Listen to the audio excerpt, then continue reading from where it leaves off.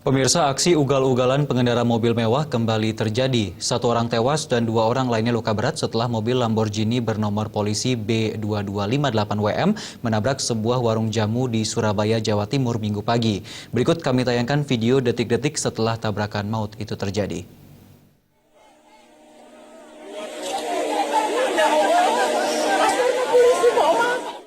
Inilah video yang menggambarkan detik-detik setelah mobil mewah Lamborghini menabrak sebuah warung jamu di Surabaya, Jawa Timur.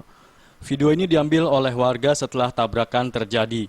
Terlihat mobil bernomor polisi B228WM itu menabrak sebuah pohon besar di Jalan Manyar, Kertoharjo, Surabaya, Minggu pagi. Nampak dalam video seorang pengemudi Lamborghini bernama Wiang Lautner berusia 24 tahun. Tengah keluar dari kaca mobil bagian depan. Sementara warung jamu yang ditabrak oleh mobil sport bernilai miliaran rupiah ini tidak lagi utuh dan dalam video juga terlihat korban tabrakan yang tergeletak di lokasi tabrakan.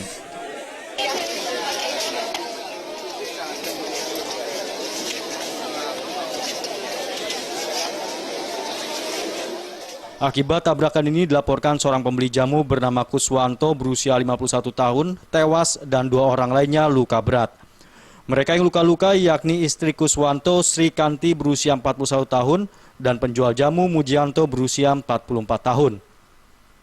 Sedangkan pengemudi Lamborghini kini sudah diamankan pihak kepolisian dan juga sudah ditetapkan sebagai tersangka dalam kasus ini. Pemeriksaan terakhir polisi diketahui Wiang tidak membawa surat-surat resmi saat tabrakan terjadi. Sedangkan dari hasil tes darah dan urin menunjukkan negatif dari narkoba maupun alkohol. Dari Surabaya, Jawa Timur, Tim Liputan melaporkan.